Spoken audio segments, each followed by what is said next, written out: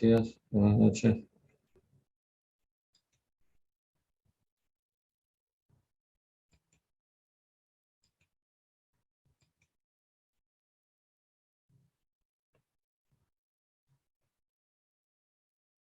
Antes de continuar comentando sobre la materia, quisiera saber si tienen alguna pregunta sobre lo que ya hemos visto.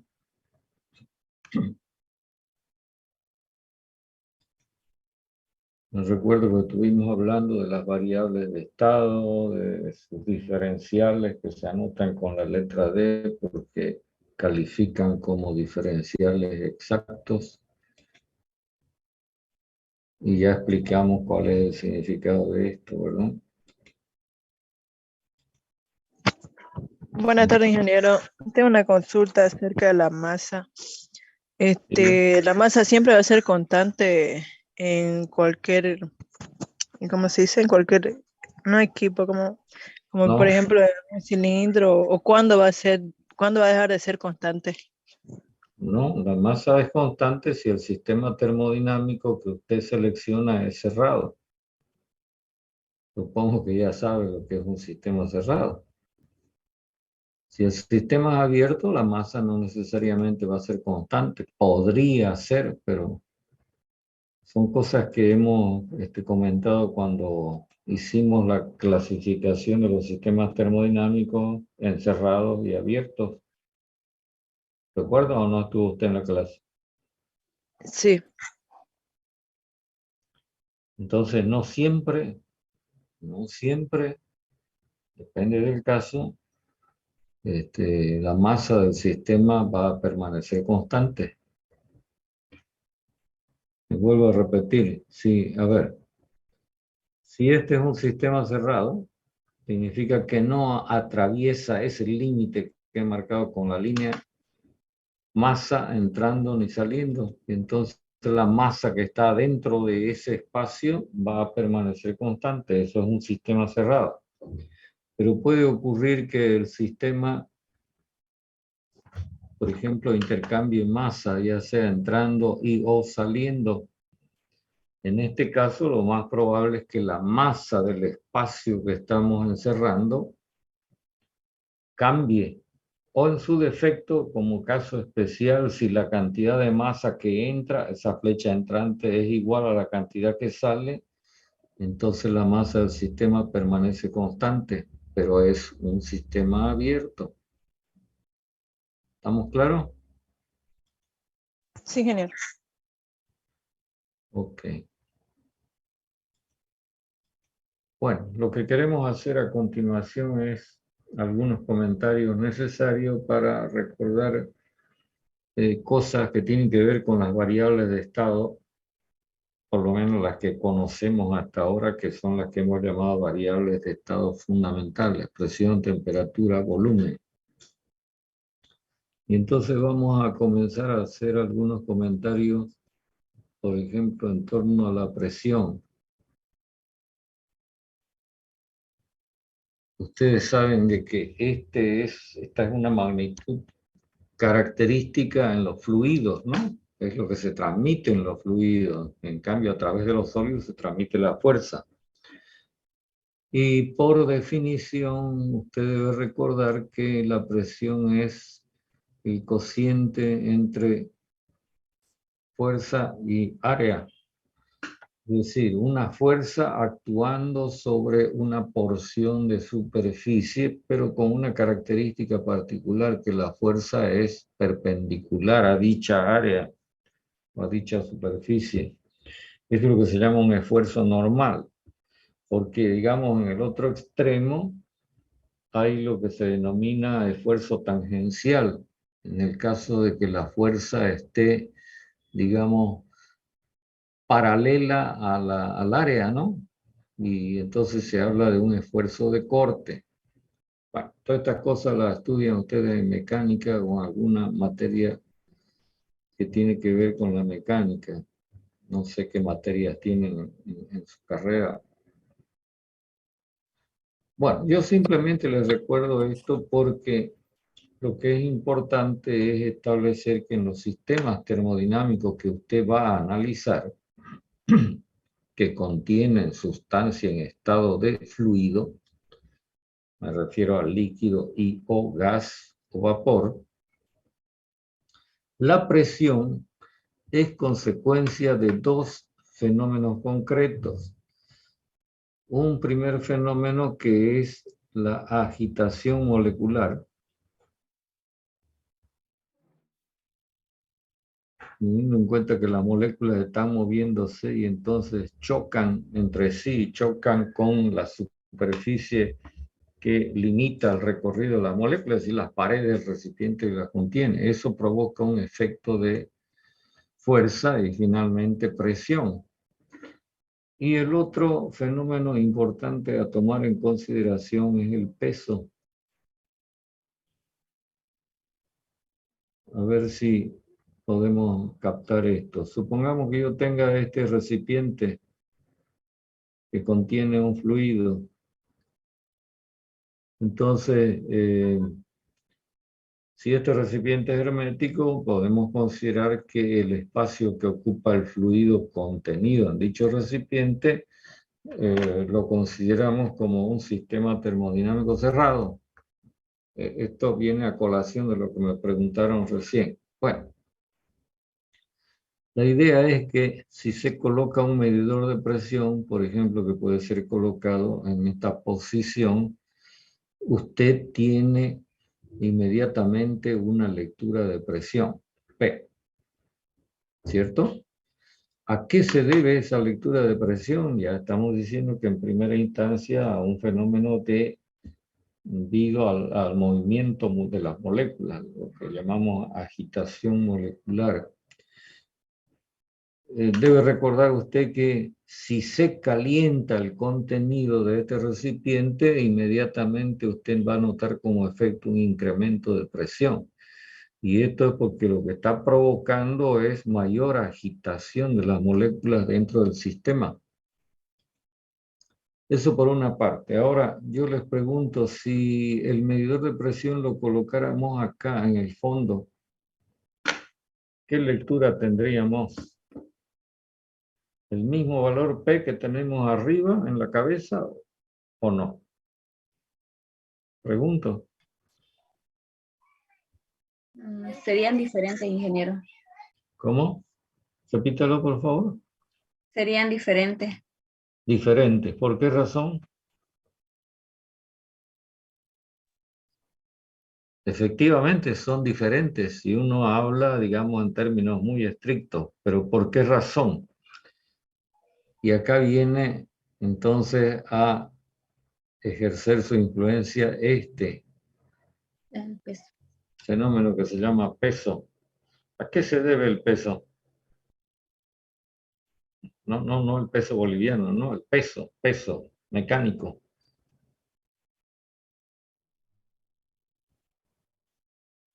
¿A qué se debe que todo lo que está dentro de la Tierra tiene peso? Por la gravedad, ingeniero.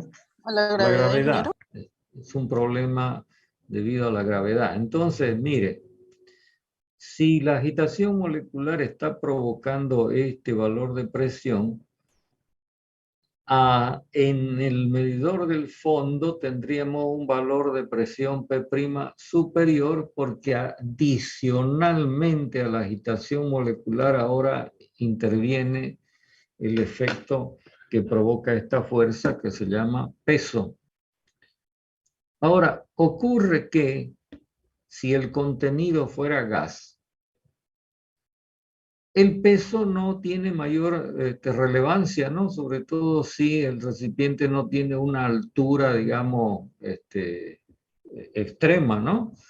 Y lo que se hace normalmente es considerar que este valor de presión y este valor de presión son prácticamente iguales. Ahora, esta diferencia se pone muy de manifiesto y sobre todo cuando hay una altura importante dentro del recipiente, cuando el contenido se encuentra en estado de líquido. ¿Por qué razón? Porque los líquidos son miles de veces más pesados que los gases.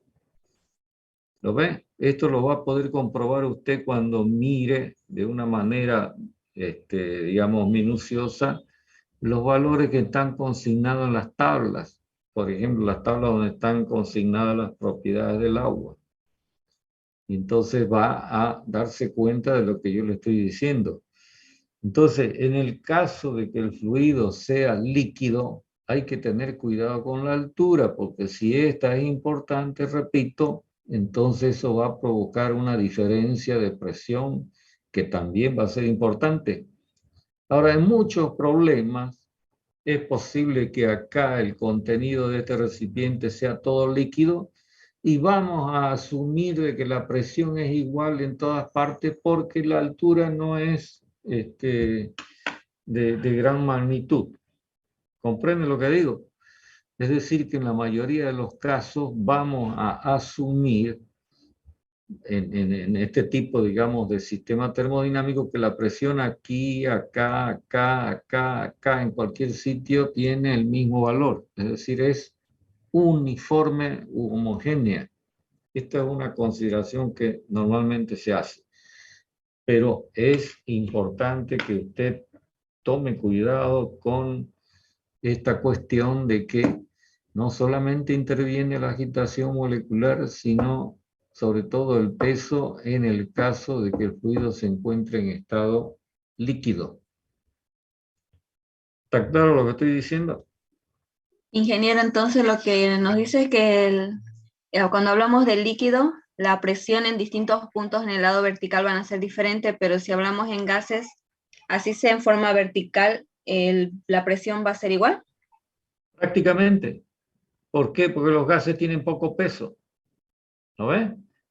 Aunque enseguida voy a poner de manifiesto un fenómeno que es importantísimo, pero es consecuencia del peso de los gases, pero con una altura tremendamente grande. Enseguida lo pongo en manifiesto. Antes de pasar a ello, quisiera, para que no se me olvide, indicar de que en esta materia normalmente vamos a utilizar para la medición de fuerza como unidad de medida el kilogramo fuerza. Es importante que usted repase a qué sistema de unidades pertenece el kilogramo fuerza como unidad fundamental. Y en el caso del área sería el metro cuadrado. Sin embargo, en el manejo común de los datos que usted va a hacer en los problemas, y así lo va a encontrar en los enunciados de los problemas, esta unidad de medida no es tan común como lo es el kilogramo fuerza por centímetro cuadrado. Esta va a ser nuestra unidad emblemática de presión, kilogramo fuerza por centímetro cuadrado. Les pregunto, ¿a cuánto equivale un kilogramo fuerza por centímetro cuadrado en kilogramos fuerza por metro cuadrado? O les pregunto, ¿cuál es más grande? ¿El kilogramo fuerza por metro cuadrado o el kilogramo fuerza por centímetro cuadrado? Debería ser el metro cuadrado. Por centímetro cuadrado. ¿Cuántas veces más grande?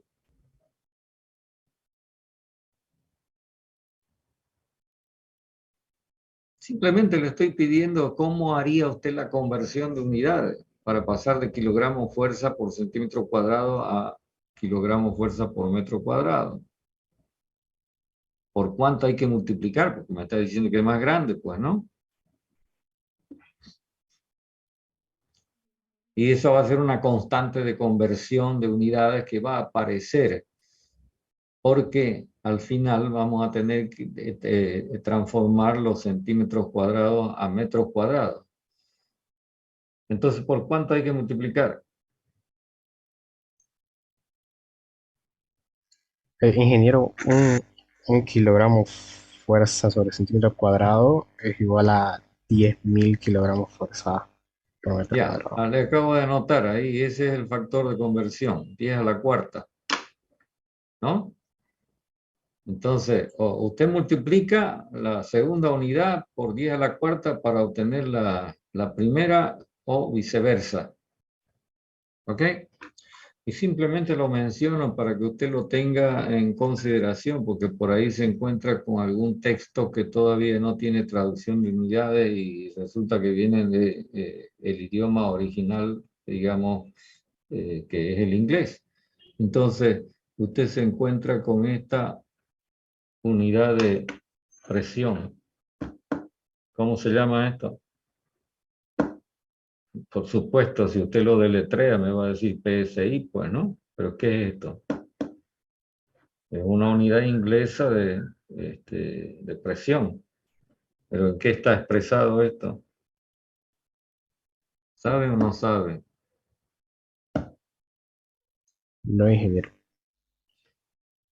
Ya, lo que pasa es que está escrito en inglés. P de libra, S de cuadrado, I de pulgada. ¿No? Y entonces la lectura que uno tiene que hacer es libra fuerza por pulgada cuadrada.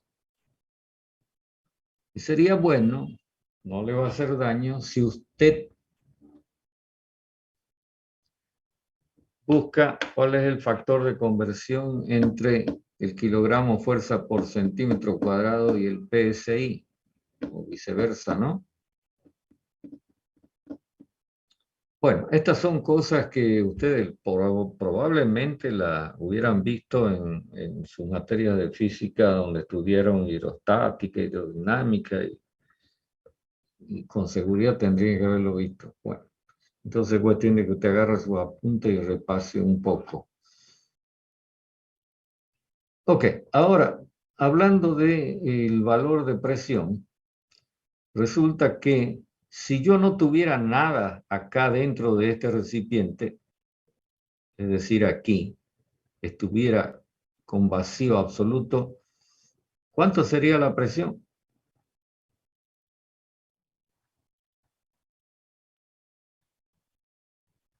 ¿Cuánto sería la presión?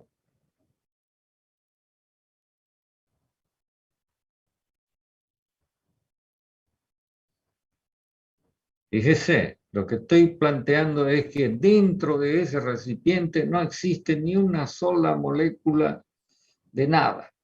Entonces no podemos hablar de agitación molecular, no va a existir peso porque no existe la masa dentro del recipiente. Y entonces, ¿cuánto será la presión? ¿Cuánto Cero. debería leer su instrumento? 0, ingeniero. Cero. Pero este cero, como corresponde a una condición como esta, es lo que se denomina el cero absoluto de presión.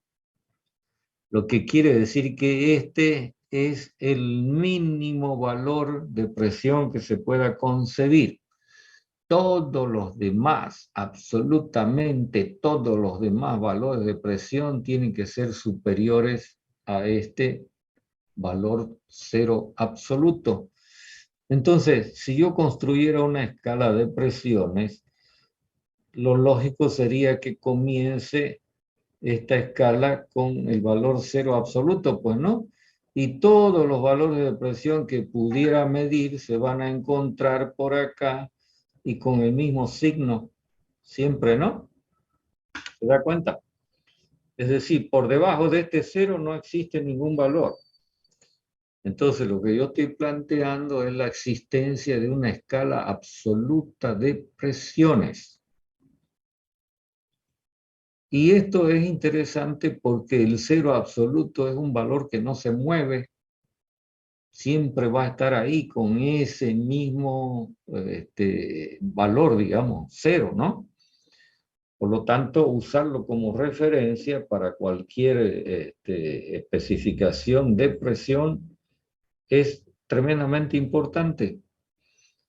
Por eso es que en todos los problemas que usted va a manejar, e incluso los valores que están consignados en las tablas, estoy hablando en términos de presión, son valores absolutos.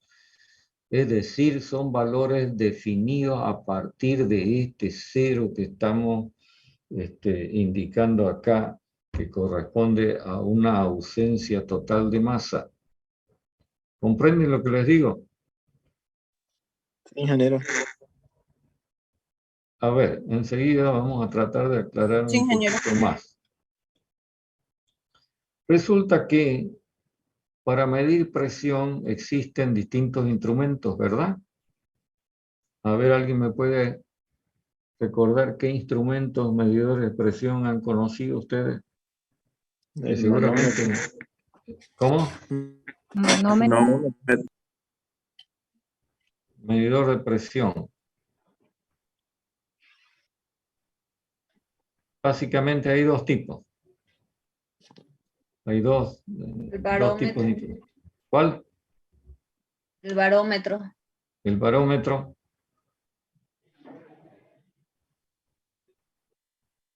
Y el manómetro, que en su versión opuesta se llama bacómetro. ¿Ok? Entonces, resulta que una de las características del barómetro, este instrumento inventado por Torricelli, es que sirve para medir un valor específico, pero a partir del cero absoluto. Para eso es importante que usted repase cómo es el manómetro, el barómetro original inventado por este señor italiano. Y entonces tendrá más claro lo que recordará con más claridad lo que estoy diciendo. ¿Para qué sirve el barómetro?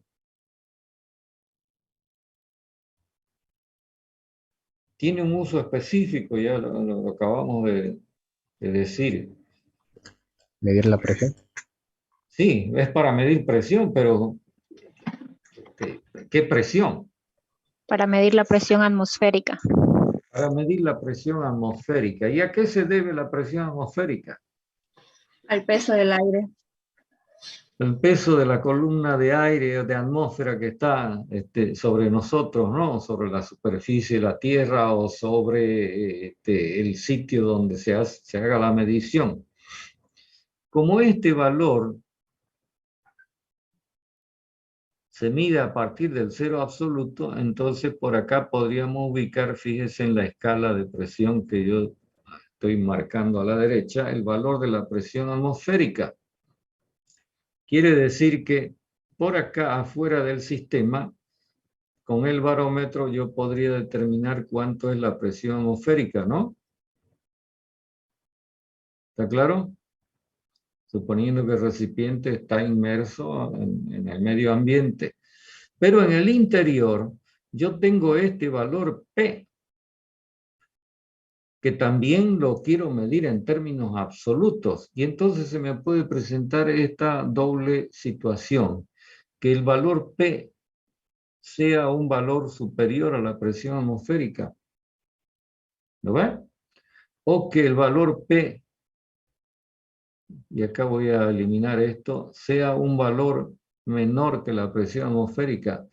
En ambos casos, para medir esta presión, se utiliza este instrumento que se llama manómetro o el otro que se llama bacómetro respectivamente. ¿Entiende? Pero ¿qué es lo que me miden estos instrumentos?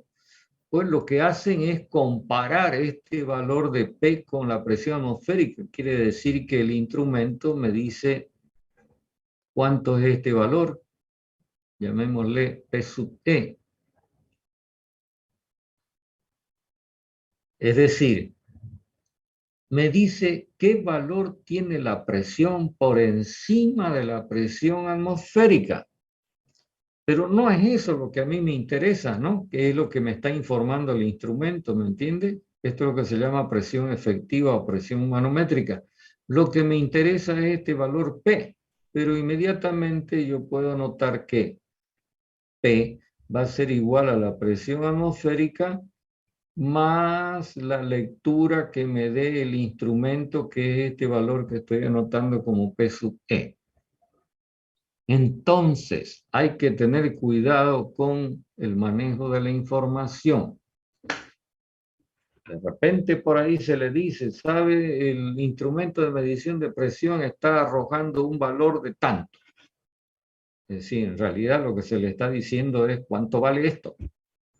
Si usted quiere conocer la presión absoluta correspondiente a esta presión manométrica, usted tiene que aplicar esta ecuación. ¿Entiende lo que digo o no entiende? ¿Podría repetirlo, ingeniero, por favor? Ya, lo digo de otra manera. Mire, si yo despejo el valor P sub P, que es lo que mide el instrumento, es decir, cuánto por encima está la presión con relación a la presión atmosférica, en realidad lo que el instrumento me está dando como información es esta diferencia. Si quiere verlo así. Entonces, como a mí me interesa este valor, porque con él es que voy a entrar, por ejemplo, a las tablas a buscar datos para resolver mis problemas, entonces, si me dan este dato, yo le tengo que sumar la presión atmosférica, es decir, me tienen que avisar cuánto es la presión atmosférica para tener el dato con el que yo voy a poder operar mis problemas. ¿Está claro o no está claro lo que estoy diciendo? Está claro, ingeniero. Claro.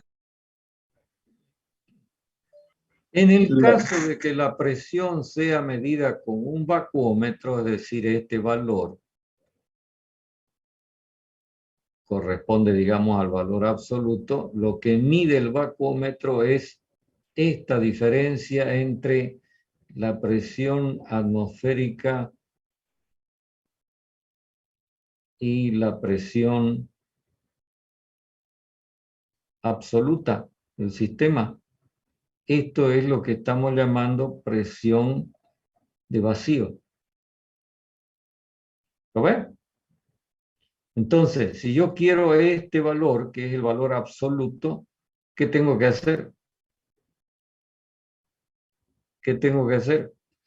A este valor de presión atmosférica le tengo que restar la lectura del instrumento y entonces voy a obtener el valor absoluto, que va a ser un valor por debajo de la presión atmosférica con el que ya voy a poder conseguir la información de las propiedades que tenga la sustancia que esté siendo motivo, digamos, de análisis en su problema.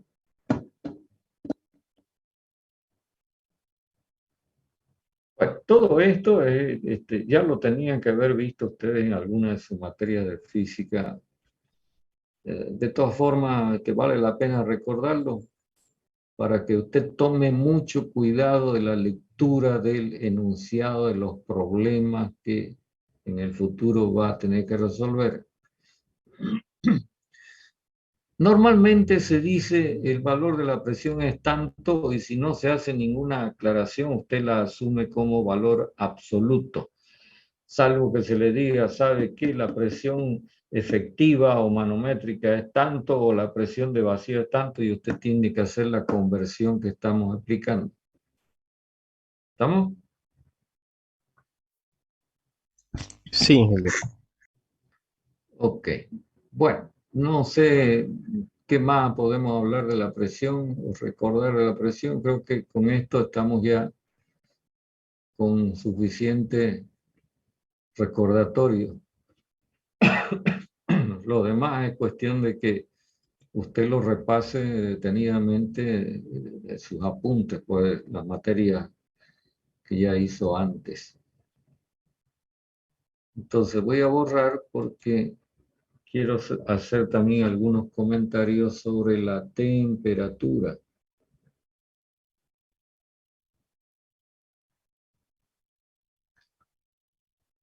Y fíjense que aunque hablamos muy frecuentemente de la temperatura, y todo el mundo habla de la temperatura, muchas veces nos encontramos en apuros cuando nos preguntan qué es la temperatura. Pregunta que en este momento se las hago a ustedes. A ver, alguien que me... Es el nivel de energía. ¿Es un nivel de energía, ingeniero? Sí, pero cuando hablamos de energía tendríamos que especificar qué tipo de energía, ¿no? Porque Energía térmica. claro, es exactamente. Pero Ya, digamos, se llama también a la temperatura, nivel térmico, presión térmica, pero ¿qué es lo que traduce cuando yo puedo ubicar en una escala de temperatura distintos sistemas y digo, este está más caliente, este está más frío? En realidad, ¿qué es lo que estoy queriendo traducir? Una medida, ingeniero. Variación de temperatura. Sí, pero, a ver, lanzo otra El idea. movimiento de las partículas sería como lo de la energía cinética. Ya, ya eso, digamos, zambulléndose dentro de la masa, ¿no? Y mirando a ver cómo están las moléculas, ¿no? Pero dejemos eso de lado por el momento y pensemos en lo siguiente. Mientras más temperatura tiene un sistema, más posibilidades tiene de ceder calor a otro. ¿Se da cuenta? Mientras menos temperatura tenga, menos posibilidades de ceder y más posibilidades de recibir. Entonces, lo que traduce potencialmente, porque no significa que esté ocurriendo, potencialmente este valor es esa capacidad que tienen los sistemas de ceder y o recibir calor. ¿Entiende? Por eso es que también se llama la temperatura potencial térmico, haciendo un paralelismo, por ejemplo, con lo que se llama potencial eléctrico o potencial magnético. Es una historia similar. Bueno, resulta que para medir la temperatura existen instrumentos que, como bien saben ustedes, se llaman termómetros. Y uno de los termómetros más conocidos es uno que se suele mostrar en los dibujitos así, ¿no? ¿Qué traduce esto?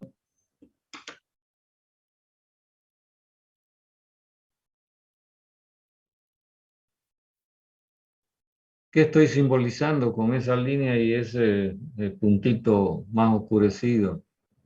Un termómetro. Sí, pero aquí hay termómetros y termómetros. Este es más comúnmente conocido. Usted lo debe conocer hasta en durmiendo. Termómetro de mercurio. Termómetro de mercurio. Ya.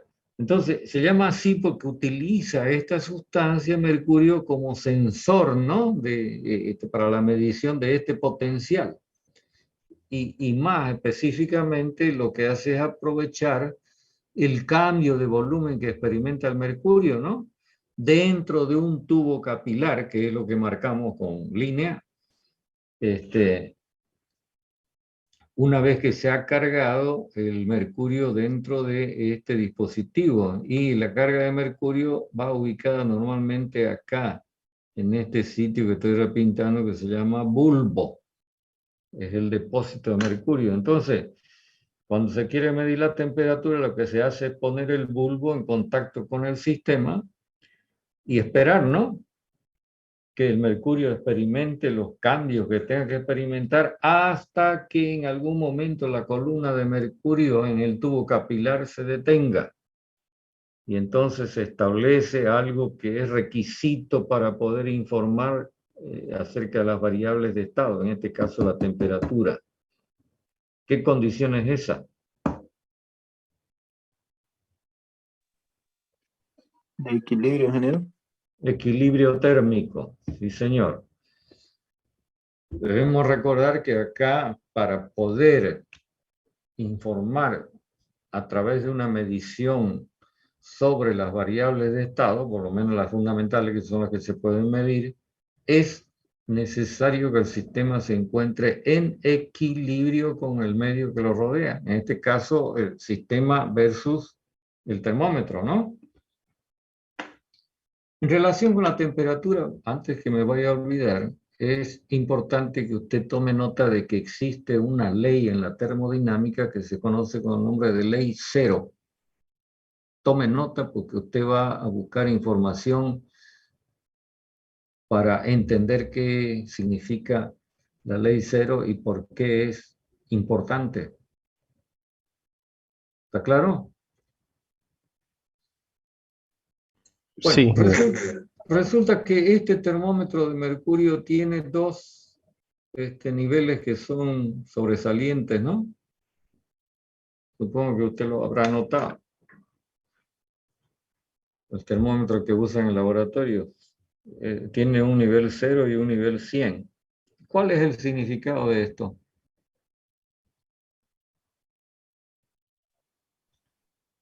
Es decir, cuando el termómetro acusa 0, ¿qué significa el 0? ¿Qué temperatura en particular es esta?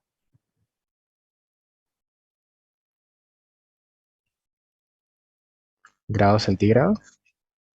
Sí, en grados centígrados. Estoy hablando en grados centígrados. 0 grados centígrados, 100 grados centígrados. Porque no hablamos en Fahrenheit, ¿no? No somos ingleses. Consideraríamos como una temperatura inicial. No. La temperatura inicial puede ser cualquiera. Pero, ¿qué significado tiene ese 0 que está marcado en el termómetro? Es decir, ¿cómo hizo el fabricante del termómetro para poder marcar ahí el 0? En otras palabras, lo que le estoy preguntando es cómo se calibra el termómetro. ¿Entiende? Porque lo que usted hace en este termómetro, con esas dos marcas, es construir una escala de temperaturas, que se llama justamente escala Celsius. Ya, lo digo. El 0 grados centígrados corresponde a una condición particular del agua. Usted lo que hace para marcar ese 0 es sumergir el bulbo en una mezcla de hielo y agua en estado líquido y esperar que la columna de mercurio se quede quieta. Entonces marca 0. Es lo que se llama el punto de fusión del agua. Y el 100 de una manera similar lo hace con agua hirviente a presión atmosférica estándar. Cuando digo presión atmosférica estándar, ¿a qué valor me refiero de presión?